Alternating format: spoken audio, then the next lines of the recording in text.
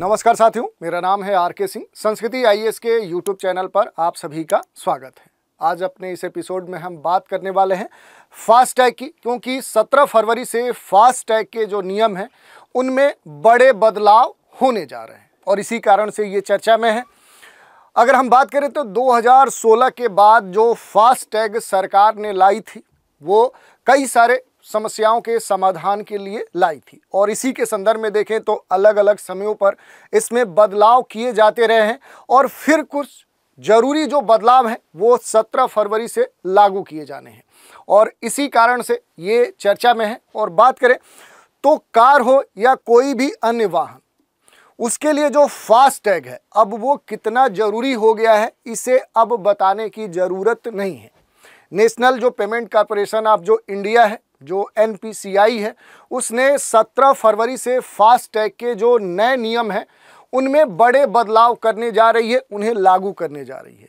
और अगर आप भी फास्टैग का इस्तेमाल करते हैं और नए नियमों के बारे में नहीं जानते हैं तो टोल बूथ पर आपका जो टैग है वो ब्लैक लिस्ट हो जाएगा और उसके बाद फिर आपको डबल टैक्स भी देना पड़ सकता है। और इसी कारण से ये जो नियम है, इन नियमों को जानना हमारे लिए काफ़ी महत्वपूर्ण हो जाता है। तो आज के एपिसोड में हम देखेंगे कि आखिर फास्टैग के जो नियम हैं उनमें बड़े बदलाव क्या होने जा रहे हैं और इसके अलावा फास्टैग से जुड़े हुए जो भी महत्वपूर्ण पहलू हैं उन पर भी हम बात करेंगे।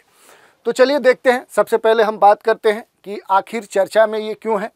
तो ये बात कही जा रही है कि 17 फरवरी से जो NPCI है, नेशनल पेमेंट कॉरपोरेशन ऑफ जो इंडिया है, वो क्या करेगा कि फास्टैग के जो नियम हैं उनमें कुछ बड़े बदलाव करने जा रहा है और इसी कारण से फास्टैग एक बार फिर से चर्चा में आ चुका है।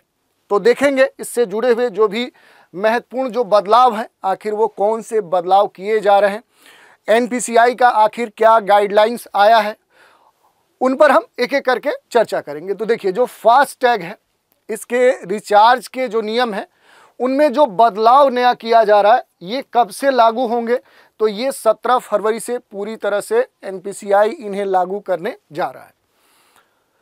अब इन नए नियमों के अनुसार अगर हम देखें तो अब अगर आप टोल बूथ पर जाते हैं और वहां पहुंचने के बाद अपना जो फास्टैग है उसको रिचार्ज करते हैं तो फिर जो आपका फास्टैग होगा वो क्या कर दिया जाएगा, वो ब्लैक लिस्ट कर दिया जाएगा, वो ऑटोमेटिक ब्लैक लिस्ट हो जाएगा।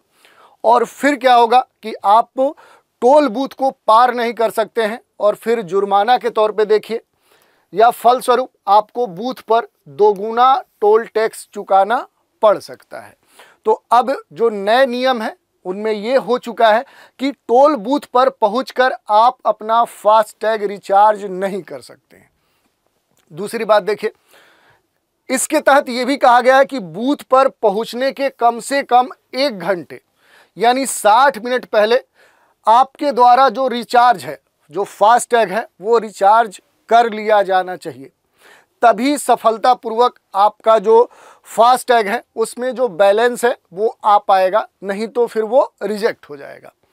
अगर 1 घंटे से कम समय में रिचार्ज किया गया है तो यह उस बूथ पर इस्तेमाल नहीं किया जा सकता। जैसे घटना की बात करें तो अमूमन हम क्या करते हैं कि हम चेक नहीं करते हैं कि हमारे फास्टैग में कितना बैलेंस है और जब हम टोल बूथ पर जाते हैं और उस समय जब स्कैन फास्टैग होता है तो फिर वो लो बैलेंस बताता है और फिर क्या है कि टोल बूथ हमें परमिशन नहीं देता है पार करने की और फिर उस दौरान हम रिचार्ज कर लेते थे और इस कारण से समस्या क्या होती थी कि टोल बूथ पर फिर से जाम लग जाता था। जिस समस्या के समाधान के लिए फास्टैग सरकार ने 2016 में लाया था, क्योंकि उससे पहले स्थिति क्या थी कि टोल बूथ पर लंबी वाहनों की लाइन लगती थी जिस कारण से समय बर्बाद होता था, जो ईंधन है, जो फ्यूल है वो नष्ट होता था, जो कार्बन एमिशन है वो अधिक होता था। इसके अलावा जो सप्लाई है, जो रसद की सप्लाई है, जो आवागमन है वो बाधित होता था। इन सभी समस्याओं के समाधान के लिए सरकार ने फास्टैग लाया था, लेकिन फिर से वही समस्या होने लगी थी क्योंकि लोगों के कह सकते हैं कि एक तरह से लापरवाही के कारण फिर से टोल बूथ जो थे वहाँ पर लंबे जाम लगने देखने को मिलते थे। तो इस कारण से ये जो नियम है ये लाया गया है। इसके अलावा देखें तो बूथ से निकलने के बाद भी क्या होगा, रुकना पड़ सकता है। ऐसा क्यों कहा जा रहा है, तो देखिए नए जो नियम है इन नियमों के तहत ये बात कही जा रही है कि वाहन चालक जो भी होगा वो क्या करेगा कि टोल बूथ से निकलने के तत्काल बाद अपना जो फास्टैग है उसको रिचार्ज नहीं कर सकता। पहले क्या होता था कि अगर हमें पता चल गया कि हमारा लो बैलेंस है तो निकलने के बाद हम फास्ट टैग को क्या करते थे, रिचार्ज कर लेते थे। लेकिन अब जो नया नियम है उसमें ये बात कही गई है कि उस चालक को कम से कम 10 मिनट का वेट करना होगा, इसके बाद ही दोबारा वो अपना फास्ट टैग रिचार्ज कर सकता है। इसका मीनिंग यही है कि बूथ पर पहुंचने से 60 मिनट या 1 घंटे पहले और बूथ से पार करने के बाद 10 मिनट तक क्या है कि आप अपने फास्ट टैग को रिचार्ज नहीं कर सकते हैं। और इसके तहत अगर ये भी कहा जा रहा है कि अगर आप इन नियमों का पालन नहीं करते हैं, जैसे कि बूथ पर पहुंचने के 60 मिनट पहले या फिर निकलने के 10 मिनट बाद तक आपका जो फास्ट टैग है वो रिचार्ज की स्थिति में नहीं होगा। और इसके तहत देखें तो वो उस समय क्या है कि एक तरह से ब्लैक लिस्ट रहेगा। तो ये बात कही गई है। 2 स्थितियां इसमें देखने को मिल सकती हैं। फास्ट टैग सिस्टम के तहत जो अब नए बदलाव हैं उसके तहत देखें तो गाड़ियों की 2 स्थिति होगी, वाइट लिस्टेड और ब्लैक लिस्टेड। वाइट लिस्टेड कहने का मतलब है कि जो भी फास्ट टैग के नियम हैं उनके अनुसार आप पूरी तरह से सही हैं। और ब्लैक लिस्ट का मतलब या ब्लैक लिस्ट जो आपकी गाड़ी है इसका मतलब क्या है कि कुछ कारणों से या जो नियम है उनका आप सही तरीके से पालन नहीं कर पा रहे हैं और फिर आपकी जो गाड़ी होगी वो टूल बूथ पर क्या होगी, ब्लैक लिस्टेड होगी। अब कौन से कारण हैं जिस कारण से जो वाहन है वो ब्लैक लिस्ट के अंतर्गत शामिल किया जाएगा, तो उसके कुछ महत्वपूर्ण कारण हैं। जैसे एक एक करके अगर हम चर्चा करें तो जो पहला कारण है कि ज़रूरत से अगर कम बैलेंस है, आपका जो फास्ट टैग है उसमें अगर लो बैलेंस है, जितनी आवश्यकता आपको क्रॉस करने के लिए जो भी वहाँ पर NPCI निर्धारित किया है उससे अगर लो बैलेंस है तो फिर आपका जो फास्ट टैग है वो ब्लैक लिस्ट हो सकता है। अगर आपका KYC अपडेट नहीं है तो फिर फास्ट टैग आपका ब्लैक लिस्ट हो सकता है।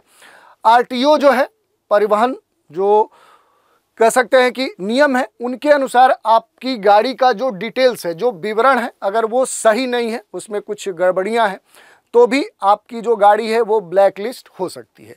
तो ये कुछ कारण हैं जिनके कारण जो भी वाहन है वो ब्लैक लिस्ट हो सकता है।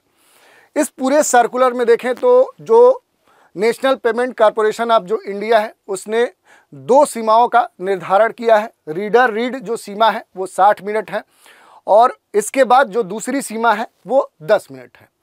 कहने का मतलब यही है कि आप क्या है कि टोल बूथ पहुंचने से पहले 60 मिनट पहले आप अपने फास्ट टैग को रिचार्ज कर सकते हैं या फिर फास्ट टैग पार करने के 10 मिनट के बाद क्या है कि आप अपना फास्ट टैग रिचार्ज कर सकते हैं। और इसके तहत अगर आप नियम का पालन नहीं करते हैं तो फिर फास्ट टैग आपका काम नहीं करेगा और फिर टोल बूथ पर आपको दोगुना टैक्स देना पड़ सकता है। तो ये हमने देख लिया। इसके अलावा देखिए अब एक महत्वपूर्ण प्रश्न ये उठता है कि अगर फास्ट टैग ब्लैक लिस्टेड है तो वो ठीक कैसे होगा।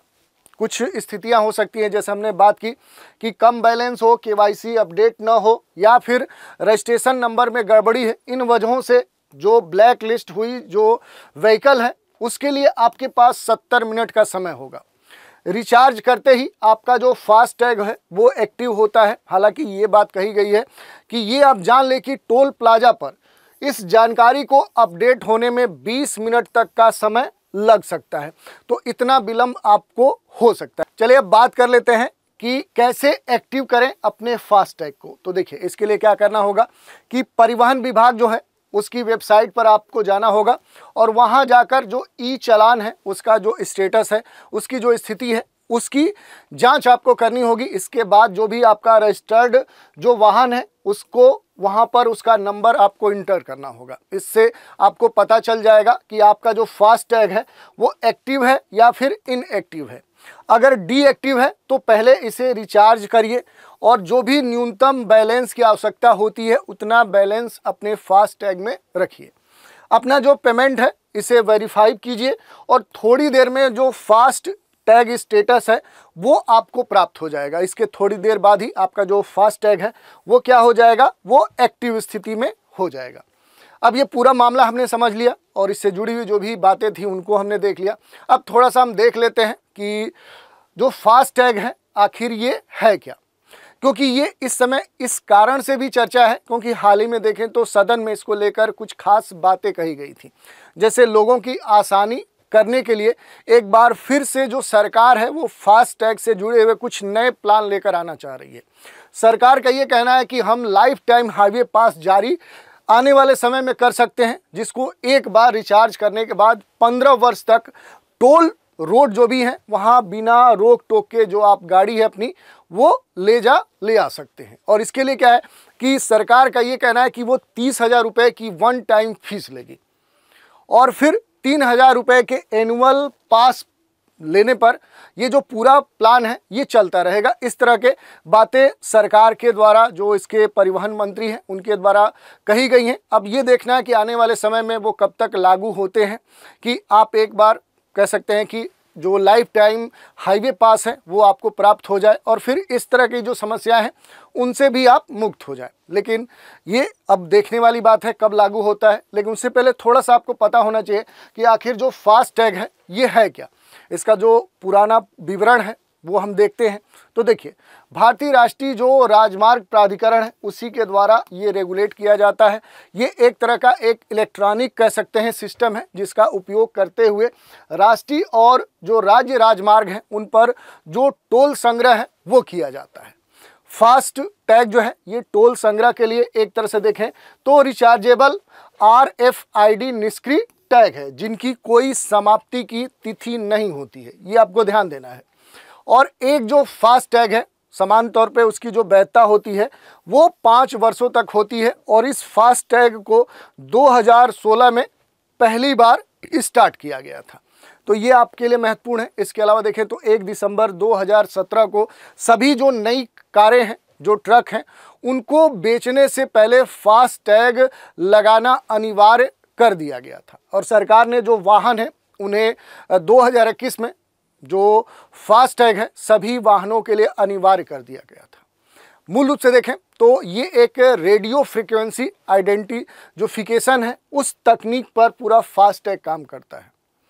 और जब भी गाड़ी किसी टोल प्लाजा को क्रॉस करती है तो वहाँ लगे जो फास्ट टैग रीडर है वो क्या करते हैं कि गाड़ी के शीशे पर या उसके किसी पार्ट पर लगे जो फास्ट टैग स्टिकर है उसको स्कैन करते हैं और फिर क्या है कि आपके खाते से जो भी उचित टोल टैक्स की राशि होती है वो वहाँ से कट जाती है और फिर आपको वहाँ रुकने की आवश्यकता नहीं पड़ती है और इसी प्रक्रिया पर ये फास्ट टैग काम करता है। तो ये हमने देख लिया फास्ट टैग के जो उपयोग हैं उसके कई सारे लाभ हैं, क्योंकि इन्हीं लाभों को ध्यान में रखते हुए सरकार ने 2016 में इसे स्टार्ट किया था। अब देखें कौन से लाभ हो सकते हैं। तो सबसे जो महत्वपूर्ण लाभ है कि टोल प्लाजा पर जो वेट करने का जो प्रतीक्षा का समय है वो काफ़ी कम हो जाता है। जो पहले टोल प्लाजा पे लंबी लंबी लाइनें दिखती थी, काफ़ी भीड़ दिखता था, गाड़ियों की कतारें दिखती थी, वो अब कम हो गए हैं। क्योंकि पहले कह सकते हैं कि जब से कैश की स्थिति थी तो उसको लेन देन में और प्रॉपर उसके लिए जो स्लिप बनाया जाता था उसमें एक लंबा समय लगता था और इस कारण से टोल प्लाजा पर लंबी गाड़ियों की कतारें देखने को मिलती थी। तो वो जो समय है, प्रतीक्षा समय, वो अब समाप्त हो चुका है। जो ट्रांसपोर्टेशन है उसका जो फ्लो है वो पहले से काफ़ी बढ़ चुका है। ईंधन की जो खपत थी ये एक महत्वपूर्ण मुद्दा है, क्योंकि भारत जैसे जो देश हैं ये आयातित जो ऊर्जा है उस पर निर्भर है और इनके सामने इस तरह की जो फ्यूल की खपत थी, कंजम्पशन था, वो एक बड़ा संकट था और उसके समाधान में कहीं ना कहीं जो फास्ट टैग है ये एक महत्वपूर्ण भूमिका निभा रहा है। यही नहीं, अगर पर्यावरण के दृष्टिकोण से देखें तो ये जो वाहन है इन वाहनों से कहीं ना कहीं देखें तो जो पहले वहाँ पर ये इनएक्टिव स्थिति में खड़े रहते थे उस कारण से बड़ी मात्रा में जो कार्बन का उत्सर्जन होता था, जो हानिकारक गैसें हैं उनका उत्सर्जन होता था, इनका जो प्रभाव पड़ता था वो हमारे इन्वायरमेंट पे पड़ता था। तो वो भी समस्या जो है कहीं ना कहीं फास्ट टैग के आने से हल हुई है। कम हुई है, तो ये एक बड़ा महत्वपूर्ण पहलू है। इसके अलावा जो ऑनलाइन रिचार्ज की बात कही जा रही है, क्योंकि अब ये पूरा जो फास्टैग है ये कुछ ऐप या इस तरह के जो प्लेटफॉर्म हैं उनके द्वारा संचालित होते हैं, और इस कारण से जो टोल भुगतान है वो काफ़ी फास्ट होता है, आसान भी होता है, और कैशलेस जो लेन देन है वो बढ़ चुका है। तो इस कारण से भी देखें तो अपने देश में जो समस्याएं थी उनका समाधान हुआ है। टोल पर अगर हम देखें तो जो ट्रांसपेरेंसी है, जो पारदर्शिता है वो बढ़ा है, क्योंकि फास्टैग का जो लेन देन है ये इस तरह से किया जाता है कि इसमें पारदर्शिता पूरी तरह से होती है और इसे ट्रैक किया जा सकता है। टोल जो भुगतान है उसको ट्रैक किया जा सकता है, खाते से जुड़ी जो भी जानकारी है उसको प्राप्त किया जा सकता है, और सरकार के पास हर गाड़ी का जो भी व्हीकल टोल प्लाजा से क्रॉस होता है उसका पूरा जो डिटेल रिकॉर्ड है वो वहाँ पर स्वतः ही दर्ज हो जाता है, जिस कारण से अगर आने वाले समय में अगर ज़रूरत पड़ती है तो उस गाड़ी से जुड़े हुए जो भी जानकारी है या फिर उस गाड़ी को ट्रैक करना काफ़ी आसान हो जाता है। तो इस तरह के बहुत सारे जो लाभ हैं वो क्या है कि फास्टैग के हैं। इसके अलावा कुछ चुनौतियां भी फास्टैग के सामने हैं, जिनको कहीं ना कहीं सॉल्व करने के लिए अब सरकार धीरे धीरे इन नियमों में या फास्टैग से जुड़े हुए जो भी महत्वपूर्ण क्लाज हैं उनमें बदलाव कर रही है। जैसे 17 फरवरी से कुछ बड़े बदलाव किए जा रहे हैं। आने वाले समय में अगर फिर कोई समस्या देखने को मिली तो फिर से फास्टैग से जुड़े हुए जो भी नियम हैं, क्लाज हैं, उनमें सरकार बदलाव कर सकती है। तो ये पूरा हमने देखा कि आखिर जो फास्टैग है उसको लाने के पीछे सरकार की क्या मंशा थी, इसके क्या लाभ हो सकते हैं। इसके अलग अलग क्षेत्रों के दृष्टिकोण से देखें तो लाभ हो सकते हैं जिनको हमने देखा।